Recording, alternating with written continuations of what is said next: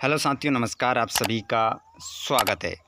जैसा कि आप सभी बच्चों को पता है, आप लोगों का जो पेपर रहता है कक्षा 12वीं का हिंदी का, वो रहता है 80 अंक का। कक्षा 11वीं हिंदी के पेपर की बात कर रहा हूँ स्टूडेंट्स।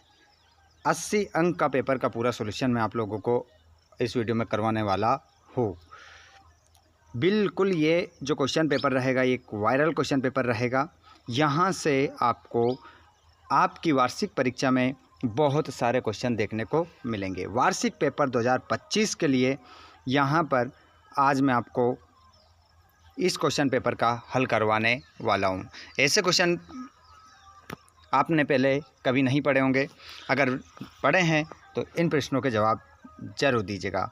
चलिए, बने रहिएगा क्लास में। आप इस वीडियो को कहाँ से देख रहे हैं कमेंट बॉक्स में लिखकर बताना है। साथ ही आपका नेम भी क्या है वो भी आपको कमेंट बॉक्स में बताना है। साथ में आप लोग इस वीडियो को कहाँ से देख रहे हैं ये तो लिखना भूलना बिल्कुल भी नहीं है। चलिए स्टूडेंट्स, तो बिना देर के हम स्टार्ट करते हैं पहले क्वेश्चन से। अध्ययन आपको अच्छे से करना है, उसके बाद ही सभी प्रश्नों का उत्तर देना है। देखिए, यहाँ पर आप देख पा रहे हैं क्वेश्चन नंबर पहला, मुंशी प्रेमचंद का मूल नाम क्या था। तो मुंशी प्रेमचंद का मूल नाम बताना है आप लोगों को। पहले पार्ट से, हिंदी के पहले पार्ट से क्वेश्चन आया है, नमक का दारोगा। तो यहाँ पर धनपत राय आपका राइट आंसर हो जाएगा। पतेर पांचाली फिल्म की शूटिंग का काम कितने साल चला। तो पतेर पांचाली फिल्म की शूटिंग का काम कितने साल चला। तो देखिए, यहाँ पर 2.5 साल चला था, लेकिन ऑप्शन ना होने के कारण हम क्या लगाएंगे, 2 साल लगाएंगे। रचना के आधार पर वाक्य कितने प्रकार के होते हैं। तो रचना के आधार पर जो वाक्य होते हैं वो 3 प्रकार के होते हैं। देखिए स्टूडेंट्स, आप क्लास 11th में हैं, तो मैं आपसे इतना तो पूछ ही सकता हूँ कि रचना के आधार पर वाक्य 3 प्रकार के होते हैं, तो उनके नाम क्या क्या है। 3 जो वाक्य हैं उनके नाम बताइए मुझे। देखता हूँ सबसे पहले कमेंट किसका आता है। किस काल को हिंदी साहित्य का स्वर्ण काल कहा जाता है। तो किस काल को हिंदी साहित्य का स्वर्ण काल कहा जाता है, ये आपको बताना है। तो यहाँ पर आपका हो जाएगा भक्ति काल। संधि के कितने भेद होते हैं। तो संधि के सभी जानते हैं, ये आंसर 3 भेद होते हैं, स्वर संधि, विसर्ग संधि, व्यंजन संधि। नान बाइयों का मसीहा किसे कहा जाता है।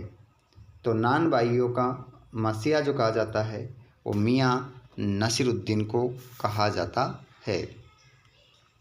अगला क्वेश्चन, रिक्त स्थानों की पूर्ति कीजिए। मीरा को भगवान की भक्ति प्राप्त हुई। मीरा को किस भगवान की भक्ति प्राप्त हुई थी। तो आंसर हो जाएगा कृष्ण। रीतिकाल का प्रधान रस है। तो रीतिकाल का जो प्रधान रस है उसका नाम है श्रृंगार। मियाँ नसरुद्दीन किस्म की रोटी बनाते थे। तो आपका आंसर होगा 56। संस्कृत भाषा से हिंदी में बिना परिवर्तन के आए शब्द कहलाते हैं। तो ये शब्द कहलाते हैं तत्सम। कबीर उपासक थे। कबीरदास जी किसकी उपासना करते थे, कौन सी भक्ति की उपासना करते थे, कौन सी भक्ति को मानते थे। तो निर्गुण भक्ति को मानते थे। कबीरदास जी की भाषा है। तो कबीरदास जी की भाषा का नाम है सद्दुकड़ी। आप जो भी स्टूडेंट्स हैं, देखिए वही आंसर बता सकते हैं यहाँ पर जो टॉपर की लिस्ट में आ सकते हैं। ठीक है, बताइए सद्दुकड़ी भाषा के 2 नाम और बताइए मुझे। चलो 2 नाम और है, उसमें से एक नाम बता दीजिए। देखता हूँ सबसे पहले किसका जवाब आता है। कबीरदास जी की जो भाषा है उसके सद्दुकड़ी के अलावा हम अन्य नाम से और जानते हैं, वो नाम क्या है आप मुझे कमेंट बॉक्स में बताएंगे। देखता हूँ सबसे पहले कमेंट किसका आता है। क्वेश्चन नंबर 3 है, निम्नलिखित कथनों के समक्ष सत्य या असत्य लिखिए। मुंशी वंशीधर ईमानदार थे। तो यहाँ पर पहले वाले का आंसर क्या हो जाएगा, सत्य। पहले वाले का आंसर आप सत्य लिखेंगे। अप्पू के साथ 2.5 साल बाल मुकुंद गुप्त की रचना है। असत्य। असत्य लिखा है, यहाँ से लिखेंगे, ऐसे निशान नहीं लगाना है, सत्य असत्य लिखना है। लता मंगेशकर को स्वर कोकिला कहा जाता है, तो इसका आंसर भी सत्य हो जाएगा। उपसर्ग किसी शब्द या शब्दांश के पहले प्रयोग होता है, सत्य। वीर गाथा काल हिंदी पद्य साहित्य का प्रथम काल है, सत्य। 9 2 11 होना मुहावरा है, सत्य।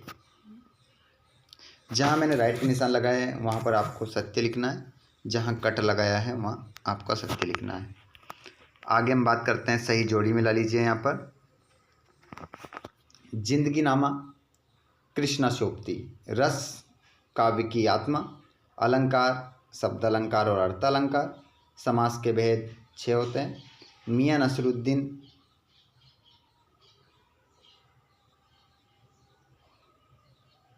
हम हशमत और करजन, बंगाल विभाजन। इस प्रकार आपकी जोड़ी मिल जाएगी। आगे हम बात कर रहे हैं, एक शब्द या एक वाक्य में उत्तर लिखिए। विदाई संभाषण नामक पाठ के रचनाकार कौन है? तो विदाई संभाषण जो पाठ है, लाइव क्लास में जो जुड़ रहे हैं जवाब दीजिए। विदाई संभाषण नामक पाठ के रचनाकार कौन है? किसने लिखा है इस पाठ को? सभी को जवाब देना है, जल्दी से आंसर आना चाहिए। विदाई संभाषण पाठ के जो रचनाकार है, चलो बता देता हूँ। बाल मुकुंद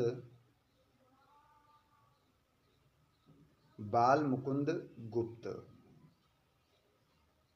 बाल मुकुंद गुप्त आपका आंसर हो जाएगा। गद्य की कोई एक प्रमुख विधा का नाम लिखिए। निबंध आप लिख सकते हैं, कहानी आप लिख सकते हैं, नाटक लिख सकते हैं, एकांकी लिख सकते हैं, ठीक है, सभी सही होगा। स्वर साम्राज्ञी किसे कहा जाता है? तो इसका आंसर आपका